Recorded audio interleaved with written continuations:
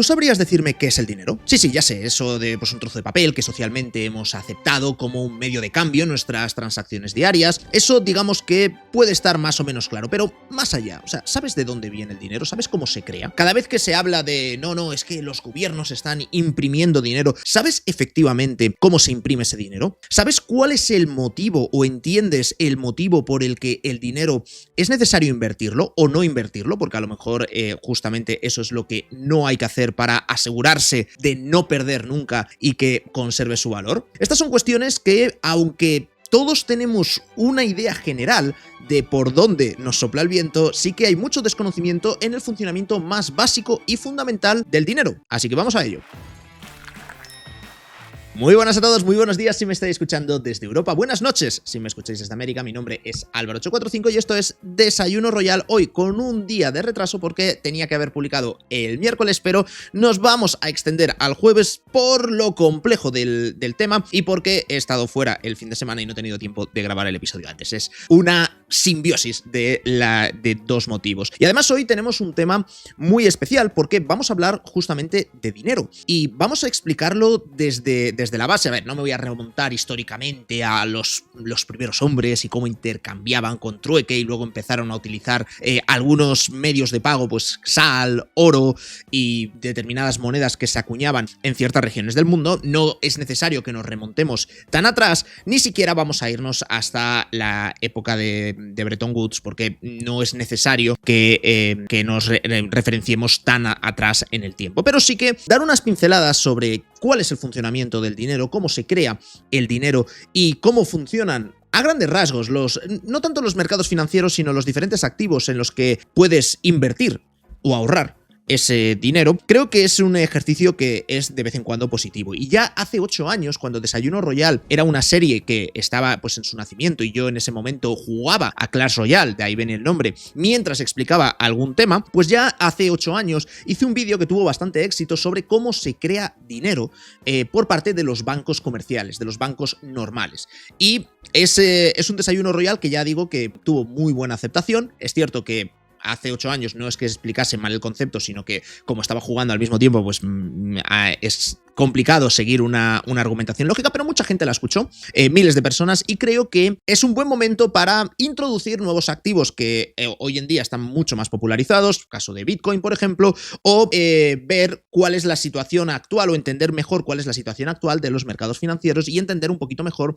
por qué se está comportando como se está comportando la bolsa, la renta fija, la deuda soberana, el Bitcoin, el oro, etcétera. Daros más herramientas para que pues de un vistazo podáis, aunque sean, entender los aspectos generales. Luego hay muchos aspectos concretos en los que evidentemente no vamos a entrar por el tiempo que tenemos para hacer estos episodios, pero que creo que hay mucha gente que desconoce la foto principal, más allá de escuchar de oídas ciertos elementos de teoría monetaria o de política monetaria.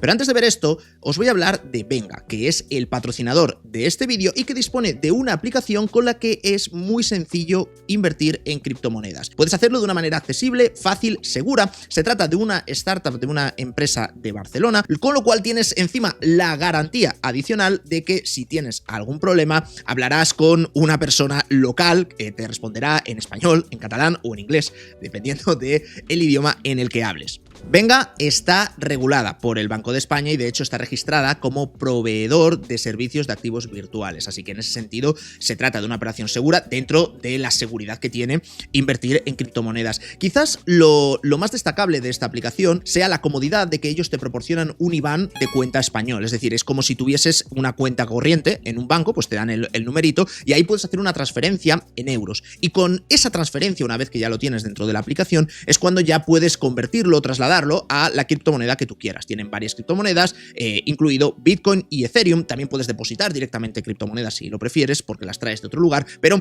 este componente de simplemente hacer una transferencia con un IBAN que se puede hacer directamente desde un banco español, creo que es un paso que es muy necesario porque hay mucha gente, más de la que os pensáis, que aun queriendo invertir en Bitcoin o queriendo poner un poquito de sus ahorros en este activo, que hemos visto que hay muchos activos posibles en los que puedes invertir, pues aun queriendo hacerlo, no sabe muy bien cómo hacerlo por la vía, digamos, más clásica de créate un wallet, luego tienes que ir a un exchange, luego tienes que... Suele ser bastante lioso y en este sentido pues tenéis una forma rápida, fácil y accesible. Os voy a dejar, por si queréis echarle un vistazo, aquí el código QR para los que lo estáis viendo en la tele y el mismo enlace en la descripción y en el comentario fijado. Echad un vistazo, ya veréis lo fácil que es no solo descargarse la aplicación y crearse un usuario, sino validarlo y empezar a operar con ello. O sea, tan cómodo como una transferencia SEPA, porque es lo que te dan. Y a partir de ahí ya estáis preparados para poder iniciaros de una manera segura en el mundo de las criptomonedas. Y segura, tocando madera, porque seguro es el proceso, no el cuál vaya a ser la cotización o el precio de las criptomonedas, dependiendo de la que elijáis. Tradicionalmente el dinero debe tener tres funciones, ¿vale? La primera es un medio de cambio. Es un elemento que nos permite evitar el trueque cada vez que necesitemos algo para nuestra supervivencia. Es decir, si yo cultivo lechugas y puedo comer lechugas, pero también tengo que comer carne, entonces pues necesito pollos y yo no tengo pollos, pues tendré que buscar a la persona que tenga pollos y ver a ver si él necesita pues lechugas. Entonces, si yo tengo lechugas, él tiene pollos y él necesita lechugas y yo necesito pollos, pues podemos hacer el intercambio. Eso es un tostón porque no siempre las necesidades van a ser exactamente las mismas. A lo mejor el de los pollos no le gusta la lechuga y lo único que quiere es queso y dices, vaya, pues no tengo vacas para ofrecerte queso, ¿entendéis? ¿No? Entonces, al final el dinero es una simplificación y se utiliza como medio de cambio que está socialmente aceptado. Es decir, bueno, pues tú aceptas ese dinero, aceptas los billetes, porque aunque sea un trozo de papel, tú sabes que con ese trozo de papel vas a poder intercambiarlo por otra mercancía que sí que necesites. Se utiliza como unidad de cuenta, ¿vale? Porque el dinero pues se cuenta y pues es un euro, 2 euros, 3 euros, $1, $2, $3 y esa cuenta es la que se utiliza para darle o asignarle valor a los bienes y a los servicios. Todos siempre tenemos en mente pues lo que valen las cosas. Cuando vas viendo y dices, oye, ¿cuánto vale ese teléfono? Pues tienes una idea de más o menos, pues oye, ese teléfono, pues a ver, nuevo vale tanto, si está usado y está desgastado, pues a lo mejor vale un poco menos, pero todos tenemos esa unidad de cuenta en la cabeza. Cada vez que vamos a comprar, hacemos esa cuenta rápido. Y si en algún momento hay algo que te descuadra, dices, no voy a pagar 20 euros por esto porque yo creo que vale menos. Perfecto, es una decisión perfectamente legítima y así es como tomamos todas las decisiones a lo largo de nuestra vida. Pero el dinero tiene una tercera función que se conoce como reserva de valor. Es decir, el dinero tiene que preservar el valor a lo largo del tiempo. Y esto más o menos es real, a no ser que tengas una inflación que esté desbocada, que se lo digan si no a los países latinoamericanos, pero en general estos son los tres elementos que tiene que cumplir el dinero. ¿Qué es lo que ocurre con la inflación? Que si la inflación está muy desbocada, el dinero deja de cumplir este elemento de reserva de valor y como no cumple bien el criterio de reserva de valor, empieza a no servirte para las otras funciones, porque ya no es una buena unidad de cuenta. ¿Por qué? Porque como los precios se están moviendo tanto, tú pierdes la referencia y ya dices, bueno, a ver, ese móvil, ese iPhone vale $1.000, pero... ostras, dentro de 6 meses a lo mejor ya son 1.200. O sea, tienes una inflación de caballo y tienes todo completamente desbocado. Ya no puedes ni siquiera tener en cuenta esos pequeños cambios que se supone que pues, con el paso del tiempo, pues con la inflación pues, van subiendo los precios, pues pierdes esa referencia. Y por eso la inflación es tan peligrosa. Pero eso es solo el dinero, porque existen muchos otros activos, ¿vale? Dentro de lo que sería pues, los sitios en los que puedes... conservar valor de las cosas o tener esa reserva de valor o las cosas por las que puedes intercambiar el dinero que no sean perecederas, ¿vale? Porque son perecederas, es decir, si te vas a comprar un pescado para comértelo, pues cómetelo en los próximos días porque si no el pescado se va a poner malo. Entonces, hay muchas clasificaciones de bienes y en libros de economía pues que hablan de activos tangibles e intangibles, hablan también de activos duros y activos blandos, que esta es una clasificación muy interesante. También podemos hablar de activos pues con más riesgo asociado o activos con menos riesgo o menos volatilidad. Hay muchas clasificaciones. Yo al final no quiero liaros tampoco con clasificaciones, que esto son cosas teóricas, tipos de activos que hay, o sea, sitios donde puedes tener el dinero. Bueno, lo primero, puedes tener el dinero siendo dinero, ¿vale? Es decir, puedes tener liquidez, que es el equivalente a guardar el dinero debajo del colchón, tu colchón de seguridad, que llaman. Puedes, con ese dinero, comprar, pues, qué sé yo, puedes comprar renta fija o puedes comprar la deuda pública de un país, es decir, compras un bono y ese bono estatal, pues básicamente te van a devolver la cantidad que tú les pongas más un interés que lo llaman cupón, ¿vale? Ese dinero también lo puedes poner en un depósito en el banco y el banco te dice, oye, bloquéame aquí este dinero durante un mes, 3 meses, un año, el tiempo que digan, y yo te voy a pagar este interés. El funcionamiento es muy similar. La renta fija es lo mismo, pero el dinero se lo prestas a una empresa y te van a pagar también un interés. En función de lo solvente que sea la persona a la que se lo prestas, pues te pagarán menos interés. Cuando tú compras la deuda pública, la deuda soberana, se entiende que es mucho más difícil que quiebre un país a que quiebre una empresa. Por lo tanto, el interés es menor, porque tiene menos riesgo. Lo mismo ocurre con el depósito bancario. Pues claro, dices, ostras, que quiebre todo el banco es complicado y por eso pues te lo remuneran muy poquito. Te pagan lo mínimo indispensable, si es que te pagan algo. Bueno, sí, en depósito algo te pagarán, pero te pagan muy poquito. Normalmente ni siquiera le vas a ganar a la inflación con eso. En renta fija ya pues estamos hablando de, si es renta fija de corporativa de empresas, pues tú le prestas dinero a una empresa y en función de la solvencia que tenga, pues te pagarán más o menos. Pero también puedes comprar acciones directamente. Eso se conoce como renta variable. Y aquí pues vas a la bolsa y directamente compras acciones de aquella empresa que tú creas que puede tener un mejor comportamiento, que tenga un negocio más sólido, que creas que no se va a ir a la mierda o que tenga mayor reparto de dividendos, ¿no? Al final tú pasas a ser propietario en una porción de esa empresa que hayas elegido para comprar la bolsa. Eso es la renta variable. Otro activo que puedes tener son inmuebles, casas, ¿vale? Es decir, oye, pues el dinero puedes tenerlo parado quieto debajo del colchón, puedes meterlo en un depósito en el banco, puedes meterlo en la bolsa o puedes comprarte una casa, ¿por qué no? ¿Vale? Es un inmueble, son bienes raíces y se considera como un activo duro, que además te protege históricamente de la inflación, porque suben los precios, pero es que también subirán los precios de las casas, con lo cual, en ese sentido, estás bien a salvo. Puedes comprar materias primas o metales preciosos, ¿vale? Plata, por ejemplo, pues tiene un componente industrial, puedes comprar cobre, puedes comprar grano, puedes comprar petróleo, esos son materias primas que tienen una fluctuación y dices, oye Álvaro, pero esto se consume. Bueno, compras, digamos, la materia prima con la idea de que luego se va a vender más caro o que va a haber mucha demanda porque la industria va a necesitar pues mucho petróleo o mucho cobre o mucho de un determinado elemento. Mirad lo que ha ocurrido con el litio, por ejemplo, para hacer las baterías. También puedes comprar criptomonedas. En concreto, pues puedes comprar Bitcoin o cualquiera de las diferentes altcoins que se llaman, que son otras criptomonedas que están basadas pues en el mundo digital. Digamos, no voy a entrar ahora a explicar exactamente qué es cada una de ellas ni qué es Bitcoin, pero están en la blockchain y de hecho a Bitcoin se le llama, desde mi punto de vista, erróneamente, como una reserva de valor digital. Es un activo híbrido que se tiende a asemejar al oro, pero no es exactamente lo mismo. Y de hecho eso me lleva al otro activo que podemos diferenciar haciendo categorías, como digo, muy grande, que sería el oro, ¿vale? El oro es la reserva de valor por excelencia de la historia de la humanidad. O sea, el oro siempre ha sido valioso, porque es un metal precioso que no se oxida, se conserva muy bien, dura a lo largo del tiempo y siempre ha sido muy valioso, porque es muy escaso. El oro siempre ha sido pues la reserva de valor por antonomasia o por excelencia. ¿Qué es lo que ocurre? Que de todos estos activos que hay, normalmente siempre la teoría económica lo que te dice es que tienes que construirte una cartera que pondere los riesgos que nos vamos a encontrar en cada uno de estos activos. Y el motivo de esto es que si tú tienes el dinero guardado en una caja, eso sabes que no pierde en cuanto a la cantidad que hay. Es decir, pues si hay $1.000.000, siempre va a haber $1.000.000. Sin embargo, si tú empiezas a invertirlo en diferentes activos, pues sí que puedes saber que algunos son o intuir que algunos son más seguros que otros, ¿vale? Si yo ese $1.000.000 lo que hago es compro bonos del Tesoro americano, pues me van a devolver $1.000.000 dentro de un año, por ejemplo, si lo haces a corto plazo. Entonces, vale, pues vas a conservar ese $1.000.000 a no ser que Estados Unidos quiebre como país, que es una cosa bastante improbable, que ocurra así de la noche a la mañana, y por otro lado te van a pagar un determinado interés, ¿vale? El cupón. Pero eso va a ser poco relativamente frente a todo esto. ¿Está bien o está mal que tengas el $1.000.000 dentro de un año? Depende de cuánto sea la inflación y de cuánto me vayan a pagar de interés. A lo mejor le estoy ganando un poquito a la inflación, a lo mejor estoy perdiendo, pero más o menos sí que podemos entender que, vale, pues tengo la alternativa de tener $1.000.000 en una caja que sé a ciencia cierta que es, a no ser que me la roben o se queme, voy a seguir teniendo $1.000.000. Puedo tener aquí un poquito más si lo meto en renta fija, o puedo meterlo en la bolsa y entonces ya pues puede ser lotería. Pero hay muchos más activos en los que poder entrar.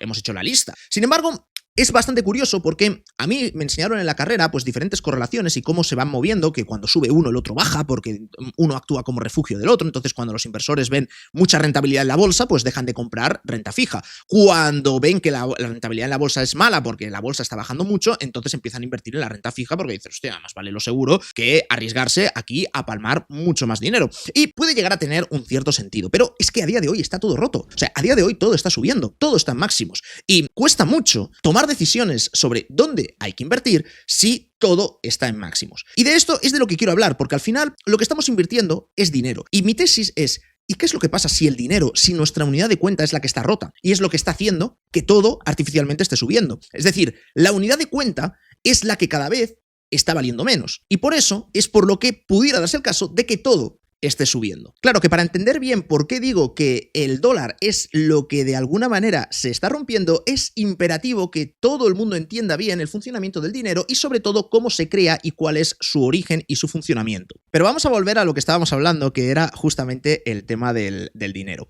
Veréis, el dinero se utiliza, como habíamos dicho, como unidad de cuenta. Por eso cuando tú inviertes en algo, compras acciones, compras Bitcoin a través de la aplicación de Venga, o compras renta fija, compras oro, todo al final tiene un precio.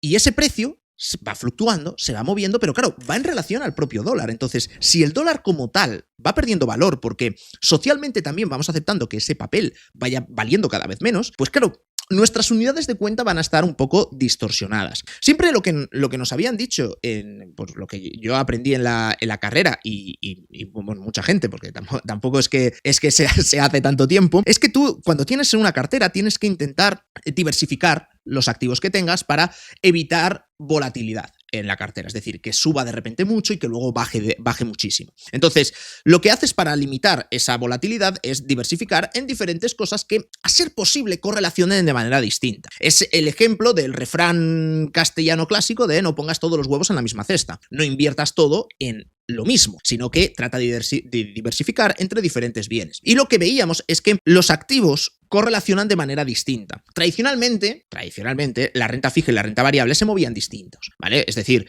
que cuando uno subía, el otro, a ver, no es que subiera, pero que como que no tenían correlación negativa, pero tampoco tenían una correlación súper positiva, ¿sabes? De que todo subiera al mismo tiempo, sino que si uno subía con una beta que es el término exacto de 1, algo, pues la renta fija era 0,5, es decir, subía también, pero un poquito. Es decir, que ahí ya tienes otro elemento de correlación, porque cuando la bolsa baje, la renta fija, pues es previsible que no baje tan fuerte, porque actúe como zona de refugio para los inversores. Esto es lo que es la teoría tradicional, de la misma manera que a lo mejor el oro tiene una correlación un poco más negativa, es decir, si hay una guerra, si hay inestabilidad geopolítica, pues la gente sale de la bolsa porque dices, hostia, no sé qué va a pasar aquí, y va a oro porque es la reserva de valor histórica por excelencia de la humanidad, y funciona pues aquí así con correlación un poco negativa, es decir, cuando la bolsa sube, el oro tiende a bajar, y cuando la bolsa baja, el oro tiende a subir, ¿vale? Eso es la correlación histórica, que no digo que siempre haya sido así, porque hay momentos puntuales en los que,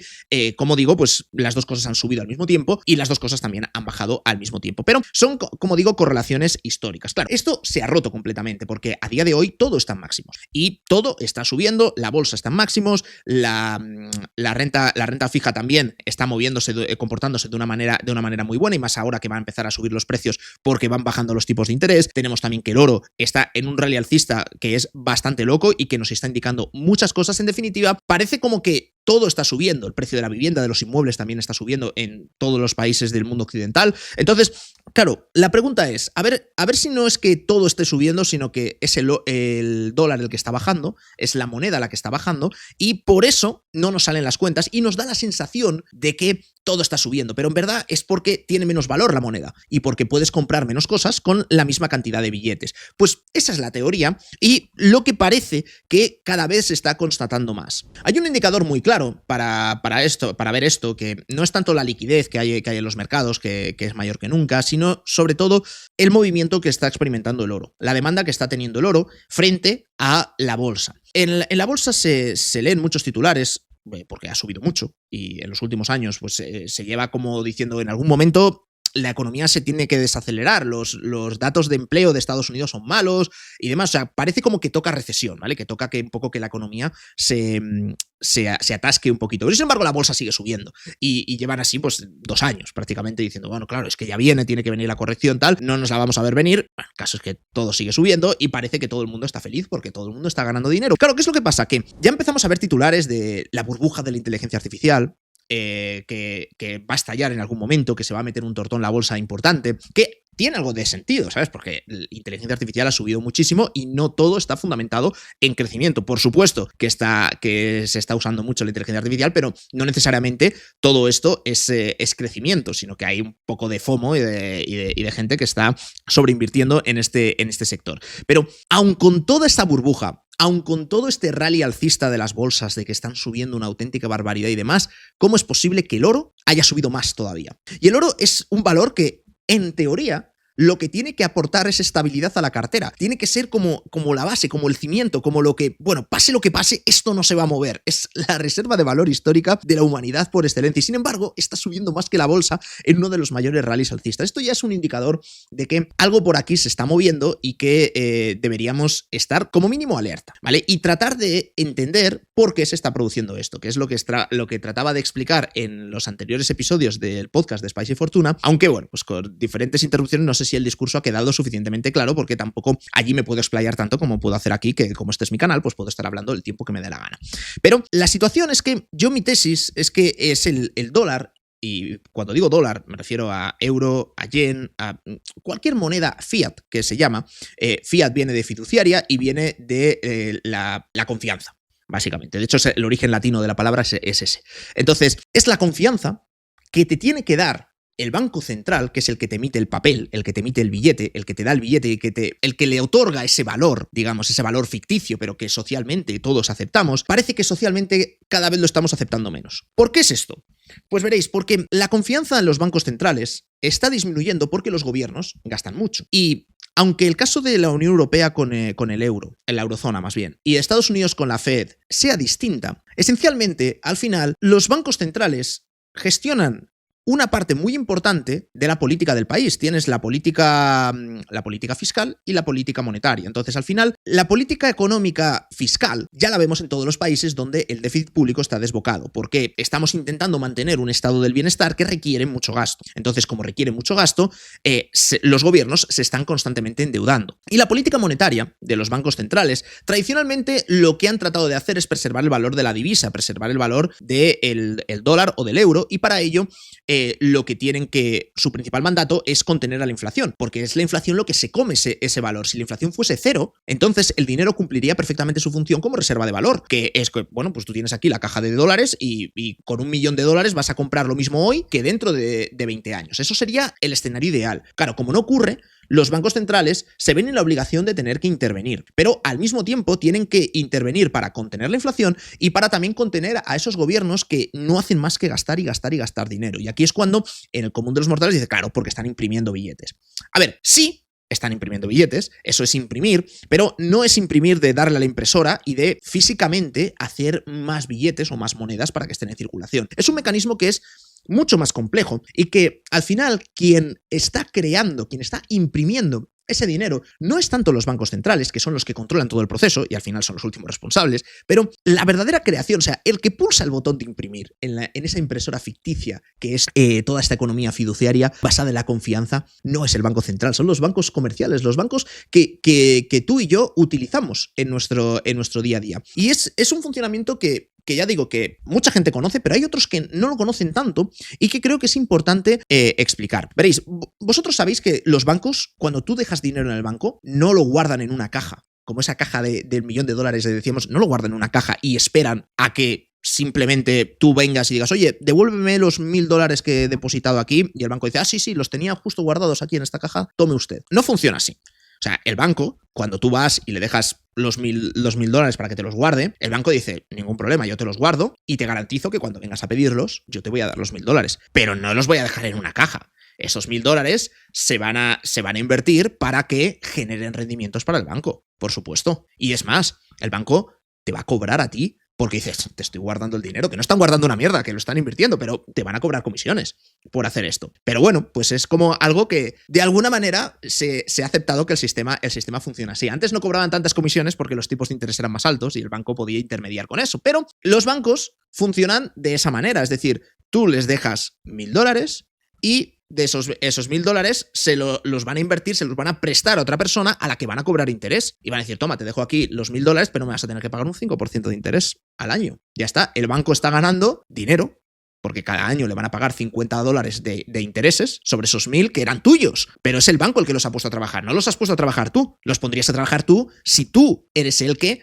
inviertes ese dinero y asumes el riesgo de la contraparte de que compres acciones y se vayan a la mierda, compres deuda de un país y se vaya a la mierda, o compres Bitcoin y también pues baje muchísimo el precio, etcétera, ¿vale? Entonces, ahí asumes tú el riesgo. Tú quieres quitarte ese riesgo y por lo tanto se lo das al banco y el banco te dice, bueno, yo te devuelvo los 1.000 euros, o los $1.000, no hay ningún problema, ¿vale? Pero lo va a poner a trabajar. Claro, ¿qué es lo que ocurre? Que todos habremos oído alguna vez que si toda la población acude a la vez a un banco, a los bancos, y pide retirar su dinero, si todos hacemos esto al mismo tiempo, el banco colapsa. Y si todo el mundo, todo un país hace esto, su economía y todo el país colapsa porque su sistema bancario no puede hacer frente a la devolución de todo ese dinero. Hemos ido todos a pedirles el dinero que hemos depositado en ellos, pero como no lo tienen guardado en una caja, sino que lo tienen invertido, pues el banco te va a decir, hostia, sí, yo te dije que te lo devolvería y te lo puedo devolver, pero no ahora. Tienes que darme un poquito de tiempo, claro, ya estamos. Estos son los corralitos, ¿vale? Y de hecho Argentina vivió un corralito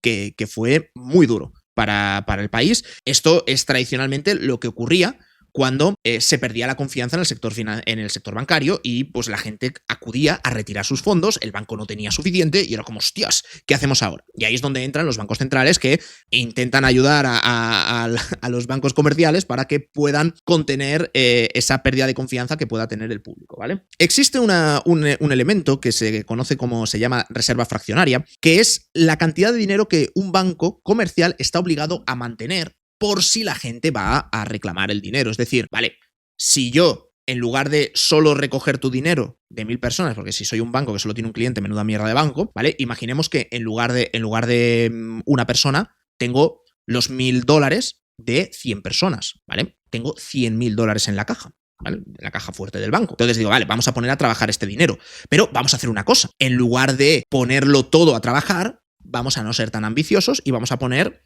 la mitad. $50.000 se van a ir a trabajar para que generen dinero y $50.000 se quedan aquí en la caja, efectivamente, porque si viene gente a reclamarme los $1.000, pues así lo tengo disponible y se lo entrego, ¿vale? Que cuando tengo problemas, si vienen más de 50 personas, pues ahí es donde tendré un problema. Esto es la reserva fraccionaria, que en este caso pues sería una reserva fraccionaria del 50%. En Estados Unidos no existe la reserva fraccionaria. O sea, el banco puede... Esa es su cuenta y riesgo. Ellos deciden cuánto quieren mantener aquí en reservas. En Europa, en la zona euro, la reserva fraccionaria legal obligatoria es del 1%, ¿vale? Es decir, que de estos 100.000 euros que me habéis dejado 100 de vosotros, yo como banco solo tengo la obligación legal de mantener 1.000. Los otros 99.000 los puedo invertir, ¿vale? Y los puedo utilizar. ¿Cómo hace un banco comercial para crear dinero de la nada? Pues veréis, si vosotros, cualquiera de vosotros, va a montar un bar, ¿vale? Va a montar un negocio. Y para montar el negocio, pues necesita primero un local, pues tendrá que construirlo y adecuarlo, poner las mesas, las sillas, a lo mejor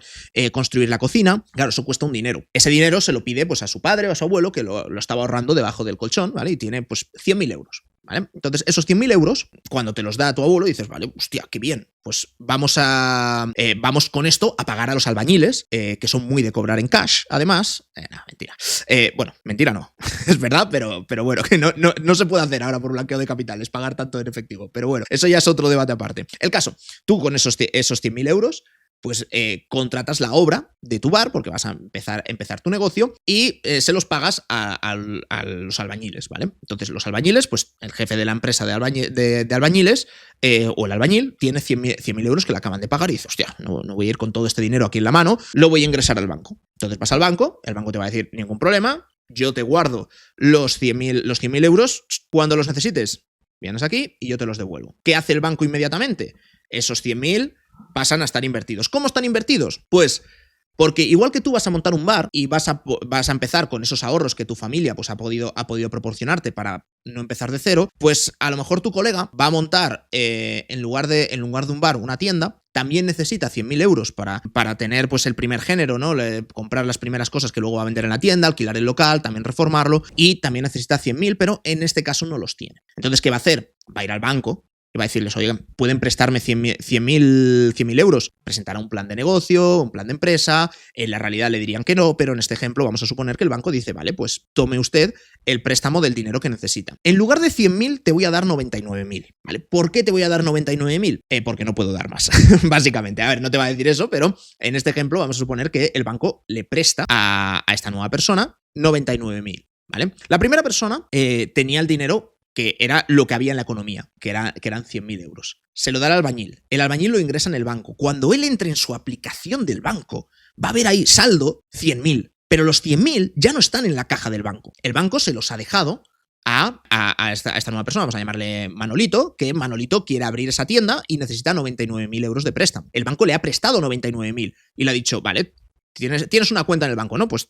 le ha transferido 99.000. Ahora mismo estamos en una situación en la que el albañil en su cuenta tiene 100.000 euros en el banco, pero Manolito, que va a abrir que va a abrir una tienda, tiene 99.000. Y claro, con esos 99.000 que tiene en la tienda va a comprar, pues va a montar una tienda de ropa, pues va a comprar al proveedor de ropa 99.000 euros en ropa. Y le va a hacer una transferencia y le va a decir, toma, aquí tienes la transferencia, mándame la ropa porque voy a abrir mi tienda. Entonces, el proveedor de ropa, el fabricante de ropa, ahora mismo pasa a tener esos 99.000 en dinero que puede ir otra vez a ingresarlos al banco y dejarlos en su cuenta. Como ahora están en esta otra cuenta, el banco puede volver a prestar el 99% de todo eso. Es decir, puede prestar 98.000. Y empiezas a repetir este ciclo y inicialmente nosotros solo teníamos 100.000 euros.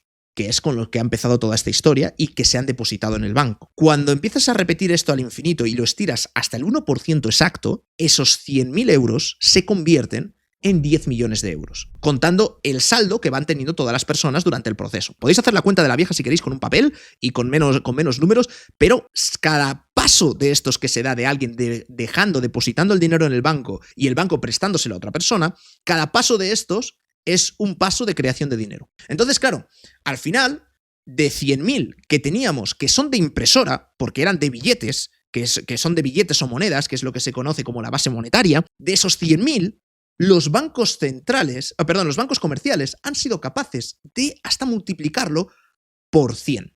Se multiplica por 100 porque la reserva fraccionaria es del 1%, ¿vale? Si fuese otra reserva fraccionaria, el multiplicador sería distinto, ¿vale? Pero ya veis cómo se está creando dinero de la nada. Y esto es por el crédito, porque el dinero fluye, etcétera, etcétera, etcétera, sí, tal, pero ese dinero no existe como tal, ¿vale? Y si todos vamos a retirarlo a la vez de los bancos, claro, como han creado dinero y han asumido compromisos de sí, yo te voy a devolver todo esto, sí, yo te voy a devolver todo esto, pero si solo tenías 100.000 de inicio. Pero el sistema está articulado de esta manera con este multiplicador para que todo avance, todo el mundo tiene dinero porque todo el mundo pues puede endeudarse lo que quiera. Y es al final lo que hacen los gobiernos, que dicen, hostia, pues yo voy tirando con políticas que son expansivas en gasto porque esto es lo que tiene un rédito político mejor en términos de votos. Y sin embargo no voy a entrar en intentar hacer recortes, que estos se ven fatal porque la gente me deja de votar. Claro, si ya estamos viendo cómo el dinero de algún modo es una ficción, porque la mayoría es dinero creado artificialmente por bancos comerciales, porque el sistema así lo quiere, porque así es como puede llegar a funcionar, pues claro, estamos abocados a una situación en la que en el momento en el que los bancos centrales pierdan el control de esta creación de dinero, todo se puede ir de las manos. Y creo que eso es lo que está ocurriendo, y creo que es por eso, por lo que tanto bancos centrales como grandes inversores institucionales, como pequeños inversores, están invirtiendo tan agresivamente en oro o están buscando esas reservas de valor que no estén tan vinculadas con el dinero como tal. Porque ahora mismo el dinero no solo está perdiéndole a la inflación, sino que está perdiendo ese componente de unidad de cuenta que puede hacer que a largo plazo la pérdida que genere sea mucho mayor que la inflación, que sea simplemente de que lo que ahora valía 1 va a valer 2, y no necesariamente por inflación, sino porque el valor está cambiando. El oro no puede estar subiendo tan rápido en comparación con una inflación que más o menos dicen que está controlada. Y de hecho, si os dais cuenta, los bancos centrales, la Fed sobre todo, está optando por bajar tipos de interés, aunque la inflación todavía no está del todo controlada, está más o menos en un 3% y demás. No debería estar bajando los tipos,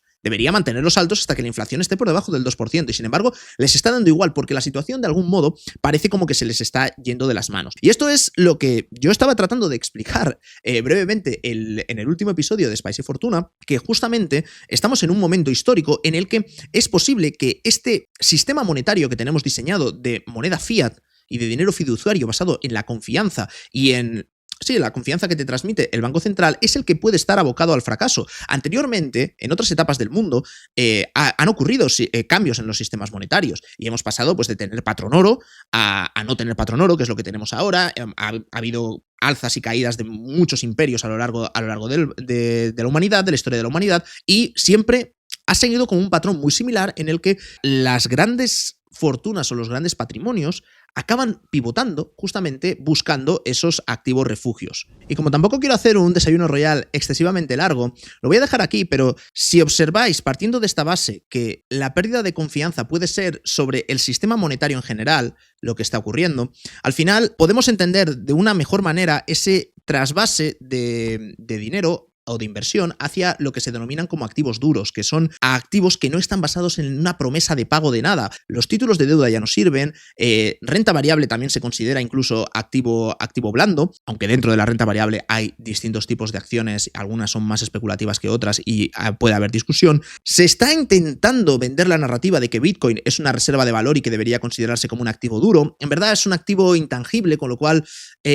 bueno, es un híbrido que no es exactamente un activo duro, pero sí que reúne algunos elementos como escasez, que al final el número de bitcoins está limitado a nivel mundial y que puede actuar con ese componente de reserva de valor, aunque a día de hoy su volatilidad y su correlación es prácticamente perfecta con la renta variable y sobre todo con las tecnologías, con lo cual es un activo que es distinto y que todavía no está preparado para comportarse como reserva de valor a nivel mundial, aunque sí que actúa como reserva de valor digital, es decir, actúa como reserva de valor frente a las otras criptomonedas. Pero bueno, hay movimientos muy interesantes y sobre todo el oro, que oro o inmuebles incluso, aunque sobre todo oro, porque los inmuebles al estar radicados en un país, pues si ese país se va a la mierda, pues el inmueble también con él, porque valdrá menos, esa moneda se puede devaluar muchísimo y por lo tanto no es un buen síntoma para acumular riqueza más allá que dentro de las fronteras del país, pero sin embargo el oro es mucho más internacional y sí que conserva ese valor históricamente. Y el hecho de que estemos viendo que gran parte de la inversión esté pivotando hacia estos activos duros como el oro, pero también la plata, metales preciosos,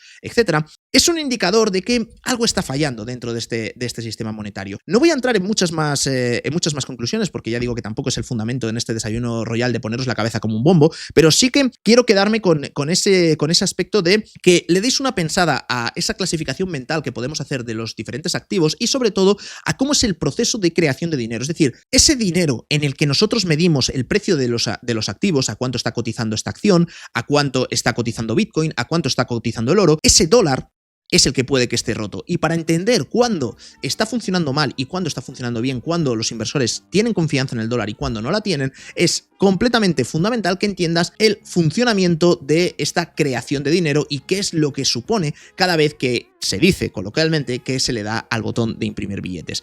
Por favor, dejadme en comentarios qué os ha parecido este desayuno royal y si ha sido muy técnico, poco técnico, si está bien explicado, si por lo menos sirve a ser un punto de reflexión para que todo el mundo le dé una pensada a ello y si habéis entendido y si sabíais o no sabíais que los bancos comerciales, los bancos normales de la calle, son capaces de crear dinero mediante este sistema de ir prestando el dinero que tú vas depositando en ellos. Por mi parte nada más, espero que tengáis un excelente día. Recordad que tenéis abajo en la descripción y en el comentario fijado los enlaces para poder descargaros gratuitamente la aplicación de Venga y poder comprar de una manera sencilla criptomonedas, sin que esto por supuesto sea consejo de inversión, cada uno que haga lo que quiera, pero sé que hay un problema de accesibilidad porque, vamos, mi familia incluidos, que dices, oye, pues quiero comprar Bitcoin, pero no sé cómo hacerlo. Bueno, pues esta es una manera muy sencilla de hacerlo. Y además así me apoyáis un poquito y apoyáis un poquito el proyecto de Desayuno Royal. Por mi parte nada más, nos vemos en el próximo vídeo. Chao, chao.